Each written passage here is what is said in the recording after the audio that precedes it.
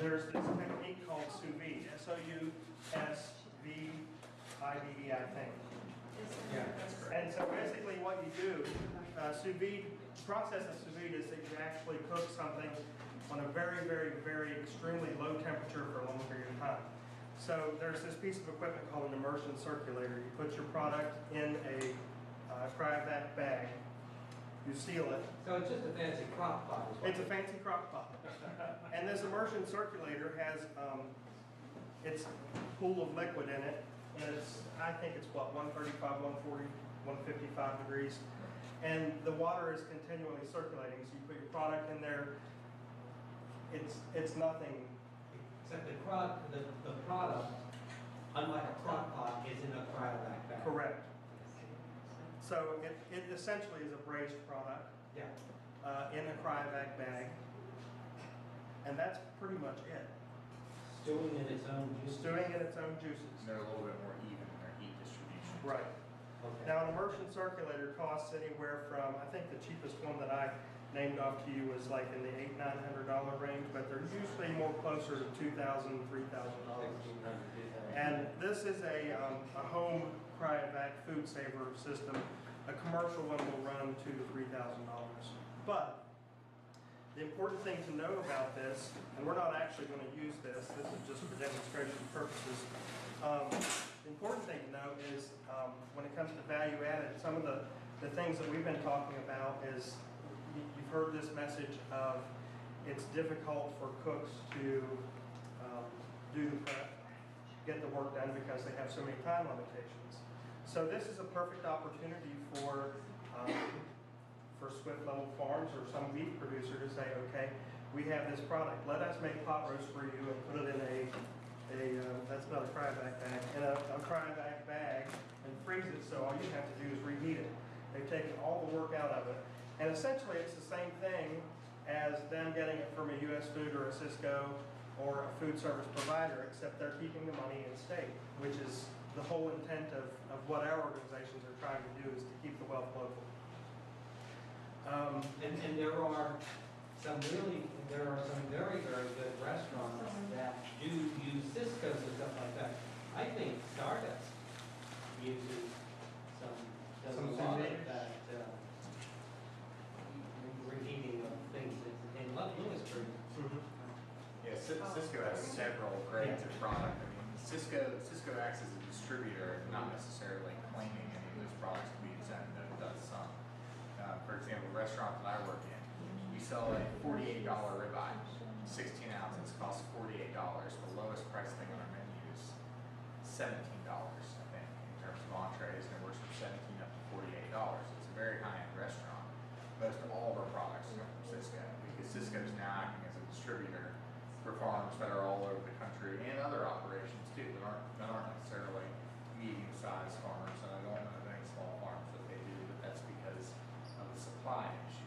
Do you handle good farms like say Neiman Pork and stuff like that? Oh, Cisco does. Yeah, Cisco, I've done a lot of research on some of the things I would question pretty heavily. Some of the things I saw on our menu when I first started working in this restaurant, being both a foodie and someone that's grown up on a farm and who has a mother who's very, very involved with supplying local food to all the restaurants. I was incredibly critical, and still am, of a lot of the farms that I see that are listed via Cisco that are on our menu, that are from all over the country. We get our Berkshire pork from Iowa. I've tasted Berkshire pork that's local, and it is every bit as good. It just comes from the other end of the country, and the only reason why we don't get it locally is because we sell so much of it. There's no one that's in the area right now that can get our supply for it.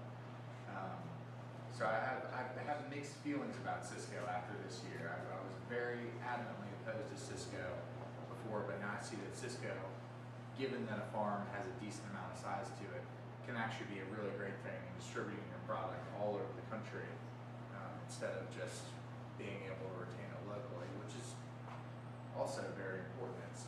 It's good while we're keeping money locally to also be bringing it in from outside and be pumping it into our own systems as well as circulating it ourselves.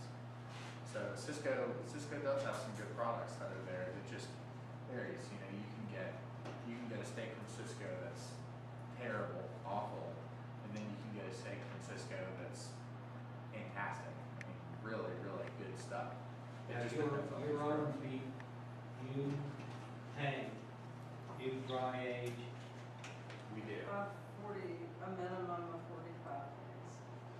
so that's, But they're a big older carp, they're big guys. that's premium, I mean, that's Well, premium. we can't get meat graded in West Virginia, purposes. But no, I'm sorry, I mean, that's really, that is really a dry age beef. And that's value adding in and of itself, to be doing that. So what kind of shrinkage do you get there? Not much, because these steers are half fat. They have age Ah. and they have mature carcasses. They're 13 to 1,500 pounds. And they're hung in facilities that understand aging, which cost a lot more money. Sure. So, I mean, we're adding money, but we're paying a lot for it. But our customers want it, so we have Right. developed a customer base. Right.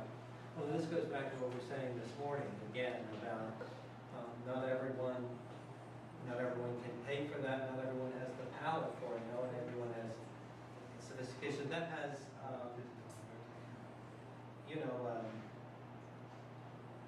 some people might call it a gamey taste. I mean, when you have beef that's aged that long, it really has an intense flavor. Is the one And particularly grass-fed beef, something that I Yeah. encounter a lot in restaurants and hearing about things that happen in restaurants from friends of mine who also work in restaurants. For the people that try grass-fed beef, oftentimes for the first time, particularly the older that they are and the more familiar that their palate is with sort of the sweet, uniform taste of grain-fed beef, they think it's bad beef. I mean, they really think it's got like a raunchy taste to it, just because the flavor is a little bit more prevalent in grass-fed than it is in grain-fed. And that's really what I was trying to describe, and you said it very well. Yeah. So that's definitely something that any person that's doing something out of the norm with their meat, or out of what was the norm 20 years ago, but in most cases what was the norm 300 years ago. Everything that's coming back into circulation right now in the food industry are all the traditional methods that were used 200 years ago, well not even 200, 100 years ago, and all before that. All of those things are coming back into play now because they're being found that they're significantly better for us to be ingesting, as well as they are for the sustainability of the planet. You know, that's But one of the things, you're saying something that really echoes what Nate said in his presentation in terms of it's kind of a shock to the system when you're accustomed to sugary stuff, even if it's, as you said, the sweet, uniform taste of a grain-fed beef. It tastes very different. It is. It's very, very different in taste, but it's subtle. It's just at first it's completely different. Now, from being cooked on grass-fed beef now for 6 years, when I taste grain-fed beef, the texture is something that the mouth feels similar to like if you're tasting wine or beer. My mouth recognizes something in the texture as being And it tastes very, bland. very good. But it's not even so much that it tastes bland. It's just it tastes like something with a little bit of salt as opposed to salt and coriander and Right. a couple other seasonings. It's different to see how that products that are uniformly fed have a uniform taste, and they do. But that's a good thing though, for what they're trying to go for. That's what a lot of large food producers and grocery stores are looking for, is consistency. You want something that's consistent, and that's what a lot of small farms struggle with right there, is getting your product consistent enough to be able to supply a restaurant.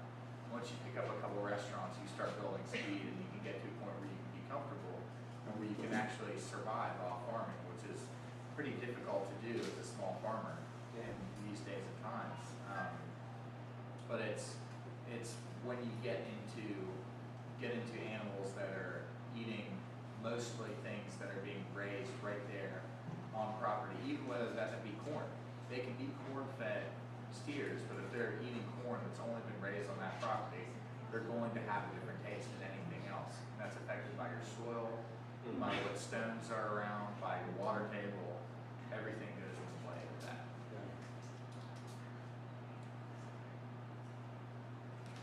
What'd you do? I have a terrible creation right here. I was really, really hoping this is going to turn out well, but I think that But it was a learning experience. it was my electric oven Market research. didn't quite take to too well to cooking these as much as the gas oven I started them on did. And consequently, when they should have been 120 degrees internally, they got bumped up to 170 in about 15 minutes. So I was a little sad. But nonetheless, I gave my hand at doing some roast beef because that's something that I'm really interested in, or roast beef and doing hot dogs. Because they're the two things I haven't seen any small farm do, period, in the area. So what we have now then is pot roast. Right, exactly. Essentially what it turned into is pot roast. They cooked long enough that they were all on the well side of medium well. And so what I went ahead and just let them marinate in the jus overnight. One of them has a little blend of different things that are in it, and this is just remaining in its own jus, so that can be, there's just a little bit of a difference in between the two of them. And I also do not have a very skilled hand with a knife. I've only taken a home butchery class, so they were a little bit thicker than deli meat should be.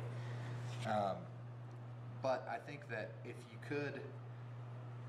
could get into this market though, with doing something that's value added with beef, that there's a big difference there, because you don't see anybody that's doing it on a small level. And as we just talked about, it's really difficult to do that because there are only recipes. You have to get your recipe even certified by the USDA to make that happen. And then there are a number of other leaps and bounds that you've got to go through. But I'm sure once that you kicked into that, though, that this could really be a great success. Because really the only thing that you see when it comes to roast beef is Boar's Head and a few other select brands. But so now that it's turned into pot roast, though, You can add carrots and potatoes. And right. This is a great way for some mom and pop restaurant that have a pretty high amount of volume for dinner to be able to have all of this frozen on hand, already cooked, already seasoned, or even not seasoned, just cooked in its own jus, and for them to be able to unfreeze that, stick that in a pot, and be able to go from there every day without having to come in an additional 3 hours early to go ahead and get this started. Becky and Donna and Dale, not excluding you, Everett, but is this cafeterias, cooking stuff in bags and having them do it, is that at all practical? Oh, yeah, that's what they, Well, let's add that. Well, it's what they do now. that's what they do. Oh, really? They're bringing crap in from Cisco and US Foods and reheating it. Yeah. So instead of bringing crap in, we can take quality local food and turn it into the same thing. So Right. the producer is value adding it. And then that takes the work away from, not away from, but the cooks that are tasked with not enough time. Yeah. And that's something else the schools, in addition to the ProStart maybe and the vegetables and that, but they could be making this that would Yes. then be served. So I think it has to come from all angles. I think Right. ProStar should work on it, but I also think independent business should be approaching this as an opportunity to diversify their revenues. Okay. Yeah. Yeah. So is this your beef? This is. Well, wait until you taste it, then I'll So, tell you. so Everett, let me step back. What you had hoped to do, what you intended to do was to really have, to create a delicatessen meat. Right. Right, Absolutely. Something that with hopes could be sold to Right. a local produce and IGA to be in the deli section. For them to have the whole wrap roast package, then they can go from there and they can slice that to whatever thickness that you can do, just as you go through the other Right. And that's just, I don't know anybody personally that's ever made their own roast beef. And again, I'm 20 years old, so I don't know a whole lot of people that are doing any sort of slow cooking or even cooking dinner. But I think that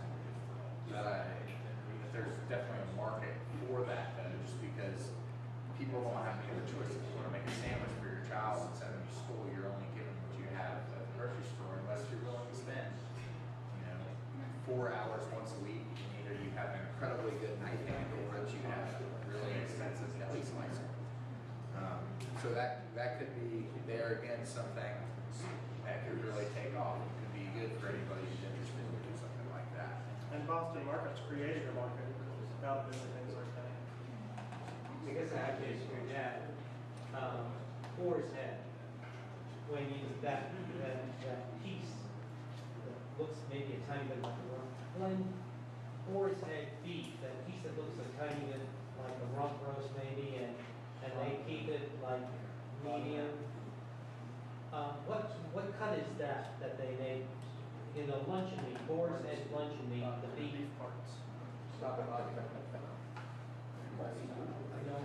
Probably either bottom round or top round. Yep. There's a lot of the, where I get roast beef in already done up where I can slice. Yeah, that's what I'm telling you. Most of that comes in as bottom round. Okay. And then the trick of it is slicing it tissue thin because that makes anything tender. Yeah. You take it on your slicer, just slice it, And they're cooking, chip it, they call it. and they're baking that at 2 1/4 for 2 1/4, 2 1/2. I don't know what the industry standard is, but they have a lot of marinade and pump in it. I brought these, this is a company that I started working with to try to value add the Berkshire pork because you have a lot of leftover. This is Conyagger Spice Company from Pittsburgh, Pennsylvania. And I flipped over to roast beef rounds. The entire recipe is here. You're using a predetermined USDA bulk pack. It tells you exactly how many pounds. It tells you exactly what to add. It's 8.8 pounds of water. You have a roast beef pump, and then the sodium phosphate, of course, is your balancer. Mix the roast beef pump around 20% over green weight. Most of these people have a scale where basically it's setting there, and then it'll set on 20%, and they're pumping with a machine that's foot powered, and that injection goes in, and it'll go over to that meter line, and then they pass it on. It's rubbed down with the deli roast beef rub, which they provide. It's cooked in a bag at 200 until the internal temperature is 165. Chill, cool, and slice. I mean, this is something that, you know, and this guy who's formulated all of these recipes for Conyagger, Rodney Schaefer, those of you that are ag programs like this one, he'll come around and do these products using their things. And if you're starting out, this might be the easier way to get something that you can live with, rather than to go through the USDA process of patenting a recipe, which is. But there's all kinds of stuff here: smoked beef rounds, salami, sausage, cheese, pickled Polish, cooked. I mean, it's, and they, if you're an ag educator, they'll give you every recipe because they want you to teach kids how to use their spiced product. But they're not going to tell you exactly what is in the Conyagger roast beef pump, because that's their patented recipe. But they'll sell you it in 10-pound bulk or 1 pound packed. You know, and they come around. I know in our area, you know, they are there the 4th and 5th of every month. They're doing their routes, and the USDA packer is the one that gave me, you know, the contacts to be able to find things, because, you know, I can't sell roast beef to the cafeteria because I don't work with beef, but there's all kinds of pork recipes that USDA plant can do under control. And if you're interested at the end, I'll give you the information off of here, but, you know, here's 150 USDA, you know, anything from beef jerky. We haven't talked about beef jerky and those types of value add. Hot dogs. If you want to make hot dogs with hot pepper cheese, hot dogs with jalapeno cheese, I mean, they're all here. And this is what they do as a business. And they work with small butchers all over, you know, who are trying to value add. And I'll give up my secret. But there's what he's doing that's already USDA Now, the ag quality teachers control. here need to realize that what Isaac is talking about is not true in your laboratory like you're sitting here. No. Okay, because this does not have a state inspector that comes in here and does not check over your HACCP plan, does not rotate through on your commercial processing days. You must be a state inspected meat processing facility, and then do a HACCP plan on every product you do, and then do the entire breakdown of the cooking process, your handling process, and then the product could be sold to a school system. Right. But the regular ag teacher without that in your facility does not have the capability of doing that, nor do you at your store. Even though there's a gray area, there's something called retail exemption. Retail exemption gives you the right to sell to a retail person So you can sell some things, but as soon as you start cooking, then the USDA is at your door, ready to give you a fine for being out of compliance. Right. Okay? And everything that we put in the school, I'm not gonna cut that up at Hampshire High Meat Facility, it's gonna go through USDA at Flagdemia. So this is all prototype development for me, you know, to see what it's gonna be like. And then it's gonna be manufactured at a USDA certified plant. But what an opportunity to have recipes, and we all make deer bologna and those types of things, and that's all here as well. So with Conyager, they are a fantastic plant, have good resources, fairly close to Lenoble, PA, right across, right above Pittsburgh. You can actually go up and visit them. They're very hospitable. Yeah, nice people. Now, the other piece of using cryovac is not just for meat. We got these at a farmer's market. These are for lazy people. You can get mirepoix, which we may have 30 cents in this. I mean, it's onions, carrots, and celery. There's probably about a pound here, and paid $3 for this. So the profit margin, you probably got 50 cents. You got 50 cents in the bag. The cryovacuum process is a little expensive, but still, that's a $2.25 profit minus labor. Same thing here with a root vegetable mix, a batonnet blend of carrots. It looks like rutabagas and parsnips. Same thing, looking at $3 to $4 retail cost. They may have 50 cents in it. So, And that's being generous. But the kids do this because that it's not cooked. They do this as a central soul. Well, this is not meat. Yeah, exactly. It's a completely different animal. But yeah, this is something kids can do. They can actually process this as long as it's in a certified kitchen, cryovac it, take it to market, and sell it. Mirepoix, batonnet, julienne, not just root vegetables, but you can do the same thing. I'm starting to see a lot of fresh salsa at some farmers markets, pico de gallo, just different kinds of food products that you can take from raw vegetables, turn it into goo, cryovac it, stick it into a container, and sell it for $3, $4, $5. The other thing with the julienne vegetables, back to Becky's people, the kids who eat them, you know, those could be roasted and maybe little finger sticks. They're sweet and good. I mean, naturally sweet, not sugar fuzz. You know, they become nice little French fries. Yep. Be very healthy. And you've got the pickling process that Nate talked about earlier. There's no reason why you can't do pickled beets and cryovac them like this. It's a quick pickling process. You're not canning it. Of course, it's going to have a shelf life on it, but it's the same process, and you bypass the USDA regulations. Is there something different, because I know that sort of pickling course everybody has to do.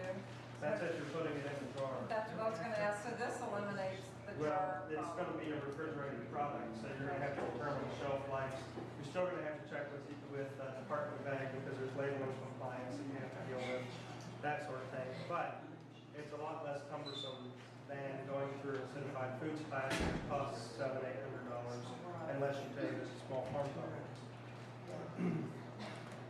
Mary? I guess you were getting back to it. Is that something that might be an opportunity as far as the schools, since a lot of product is produced outside of the school year? And that's something maybe the schools could buy?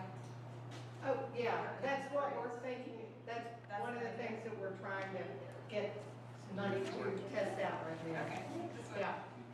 That's a great, I mean, people look, we look at the school year and it seems like we're producing when school's not in, but it's a perfect opportunity to have some put-ups and have it We available. want to test it out here. Get it going. Sneak some money. Does the state of West Virginia do certified community service schools for government office? Like for schools? And then the state of Virginia does that. Because that could be a really good way in the summertime as an incentive to get kids, even in elementary school or so, to start getting involved with this. Give them the incentive of getting a community service board in a year that's something that's paper that they can take them, their parents can frame. I know in Virginia we did 350 hours with platinum. That was issued by the governor's office.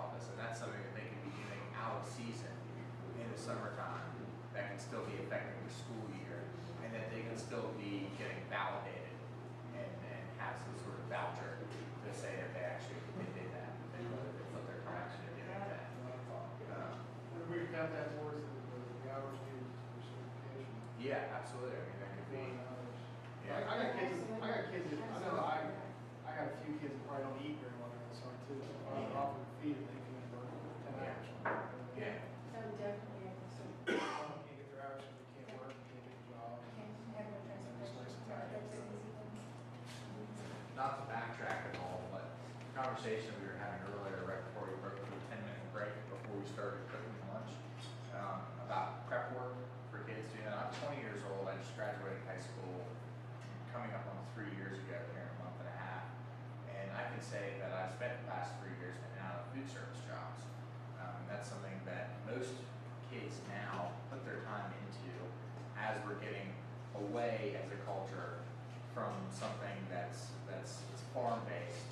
A lot of kids, particularly kids that are in suburban areas, not necessarily a city, but suburban, are finding themselves getting jobs as either dishwashers or working in front of the house, waiting tables, et cetera, et cetera. And I think that type of prep work is immensely helpful. If you can come out of high school saying that you even have spent 15 hours in a kitchen helping your school chefs do prep work in terms of stripping veggies and getting them ready to go to be put into food, I mean, that is in and of itself something that could truly be put on a resume, particularly in the rural parts of West Virginia. I mean, I've worked now in 5 different restaurants, and every restaurant I've worked in seems to have the same issues with the only 2 types of people that you get that are coming in there to work in the kitchen are people that are either culinary school graduates or people that have never done it in their lives before and are doing it because it's an opportunity and someone's willing to give them that chance.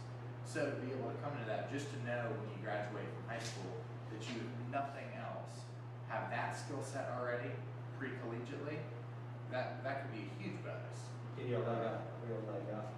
Yeah, exactly, definitely. You know, to leave the high school market and to be able to, if you're not going into college right away, or if you're just doing summer jobs, just to know that there's something that you can contribute to a business that all in all is something that helps you for the rest of your life, to know how to properly handle food and to be around that. That's something that we're really losing, and I can speak for my generation on that. I mean, I really do not know many people that are my age that can cook at all, let alone to cook something that they actually have to season themselves that doesn't come in a package. I mean, it's really, really bad. And as a result of that, our restaurants are getting bad too. I mean, there's this huge split that's going on in the food industry now. We're either getting bottom of the chain or top of the chain, and there's not much that's in the middle, because the people that are working on the bottom are working in restaurants that are owned by people that have their methods and they just want to keep them because they've been working, and that anyone who comes in there that doesn't have any sort of training and has never worked around decent food or food that is somewhat homemade, they can't even get a word in edgewise because it's looked at by saying, well, this is the way that works. So I think that really part of the way of changing our whole food system, and particularly locally, is really got to start as young as you possibly can. My girlfriend's daughter is 5 years old, and she refuses to eat pepper. If she hears the word pepper around dinner time, she won't even touch it. I mean, she looks through her plate to see what has pepper on it or not. If I don't tell her there's pepper in there, she doesn't even notice. It's not actually about the spice. It's just about the fact that somewhere, someone along the line has told her, or she's heard them say, I don't like pepper. I mean, that's detrimental to a child in a way, because there are so many things in the world that are spicy where you can just have a little bit of pepper on them. And I've been to lunch at her school twice now, and the food there is absolutely terrible. There's no brain food forced upon them whatsoever. I mean, at least one day a week, you got to give these kids a break from pizza and actually put something that has some natural sugar and complex carbohydrates in front of them to help them during PE or during math class. When I took my high school SAT, we were given bananas, concentrated orange juice, and little box of cereal. That was the SAT prep food that was there for the students that couldn't get breakfast before they took their SATs.